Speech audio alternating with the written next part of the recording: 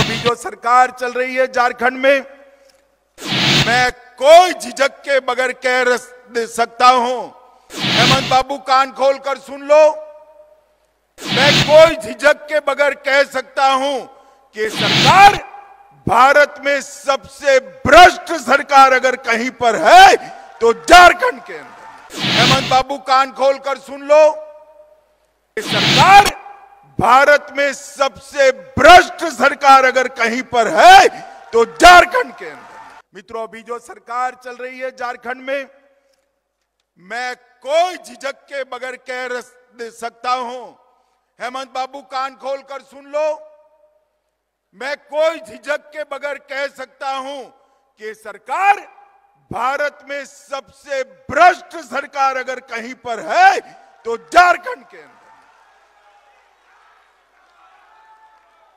मित्रों, अटल जी ने झारखंड को बनाया था एक सपने के साथ कि झारखंड का विकास होगा, यहां के दलित, यहां के आदिवासी, यहां का पिछड़ा वर्ग जो सालों से अन्याय सहन करता था, वो अन्याय का निवारण होगा।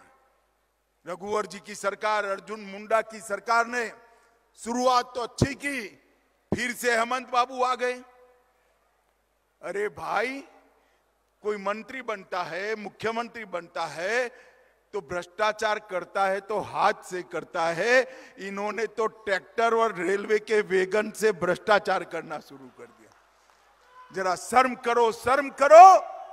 जो पैसा गरीब आदिवासियों के विकास के लिए है, जो पैसा हमारे पिछड़े वर्ग के गरीब भाइयों के लिए, दलित भाइयों के लिए, वो पैसा आज घमंड कर दिल्ली के दरबार में पहुंचा रहे हो। हेमंत बाबू, जनता के 1000 आंख और 1000 कान होते हैं। जनता है जो सब जानती है।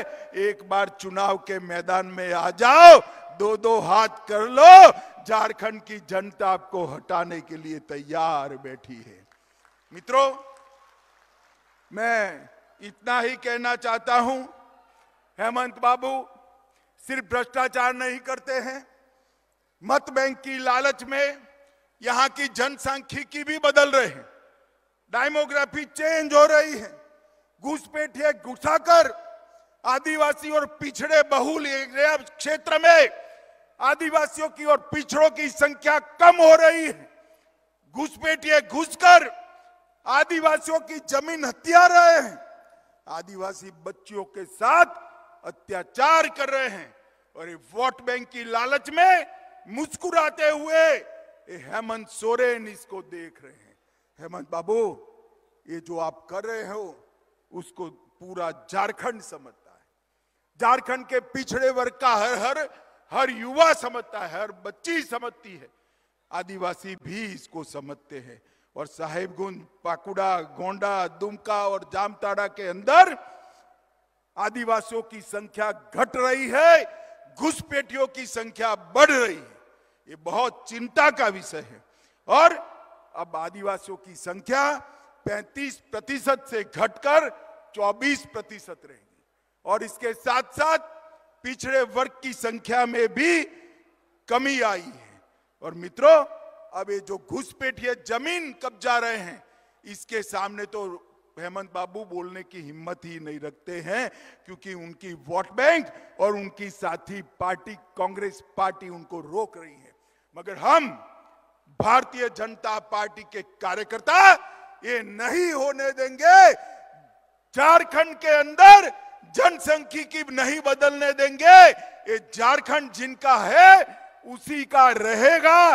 ये भारतीय जनता पार्टी का निर्णय है।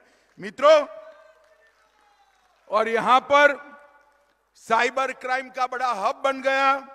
जामताड़ा और देवधर दोनों जगह पे साइबर क्राइम के बच्चों को गलत रास्ते पर चढ़ाकर बहुत बड़े अपराध हो रहे हैं। भारत सरकार ने साइबर क्राइम के लिए जितनी भी मदद देनी चाहिए, हेमंत बाबू के कान में ये गुहार पड़ती ही नहीं है, आगे नहीं बढ़ते। ठीक है भाई, मत करिए, चुनाव आने वाला है।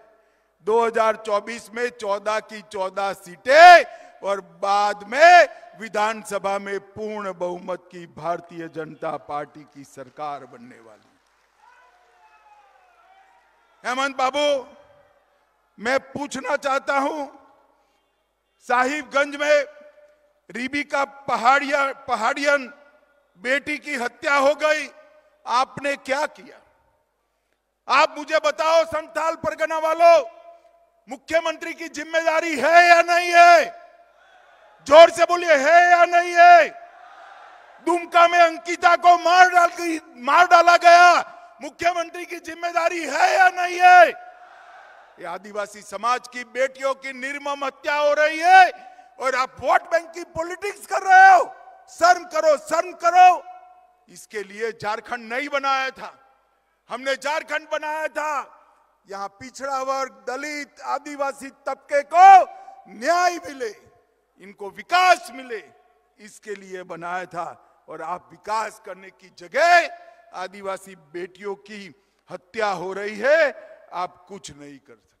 अभी बाबूलाल जी ने ढेर सारी बातें बताई।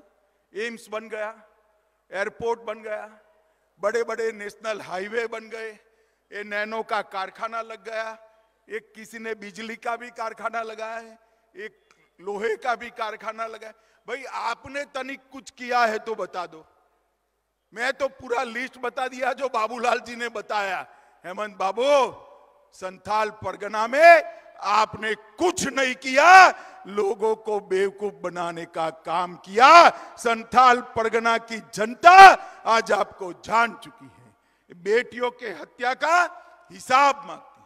हमारे रघुवर दास जी ने मल्टी मॉडल टर्मिनस बनवाया था, आपने क्या किया? हमने हर किसान को 6,000 रुपया दिया सालाना, आपने क्या किया? मोदी जी ने हर गरीब के घर में गैस का सिलेंडर पहुंचाया, आपने क्या किया? हमने 2.5 करोड़ गरीबों को घर दिया, आपने क्या किया?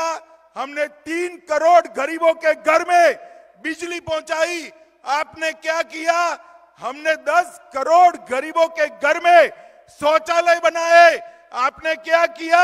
हमने पूरे झारखंड में मुफ्त में कोरोना के 2 टीका लगा दिए। हेमंत बाबू, आपने क्या किया? मुझे बताओ भाइयों बहनों, आप सभी को कोरोना का टीका लग चुका है? जिसका लगा है हाथ ऊपर करो जरा। लगा है ना? जोर से बोलो, लगा है ना? 25 पैसा भी देना पड़ा है क्या? देना पड़ा है क्या? ऊपर से मोदी जी ने कॉफी पिलाई ना, मोबाइल पर रिसीट भेज दी ना। सिर्फ आपको नहीं, पूरे देश में 130 करोड़ लोगों को टीका लगाकर कोरोना से सुरक्षित करने का काम नरेंद्र मोदी सरकार ने किया है। और आप कुछ नहीं कर सकते। हमारे रघुवर जी ने महिलाओं की रजिस्ट्री में सिर्फ 1 रुपये का फीस रखा था, आपने आते ही बंद कर दिया। रघुवर जी ने मुख्यमंत्री कृषि आशीर्वाद योजना की थी, आपने आते ही बंद कर दिया। मित्रों, ये कोई विकास का काम करना नहीं चाहते, केवल वेगनों में भरकर रुपया आए इतना भ्रष्टाचार करना चाहते। मुझे बताओ, संथाल परगना के लोग, इस प्रकार के मुख्यमंत्री को आप चाहते हो? अरे जोर से बोल दो, चाहते हो? और जोर से बोलो, चाहते हो? नहीं चाहते हो तो उखाड़ कर फेंक दो इस सरकार को, और 24 में 14 की 14 सीटें भारतीय जनता पार्टी की झोली में देंगे।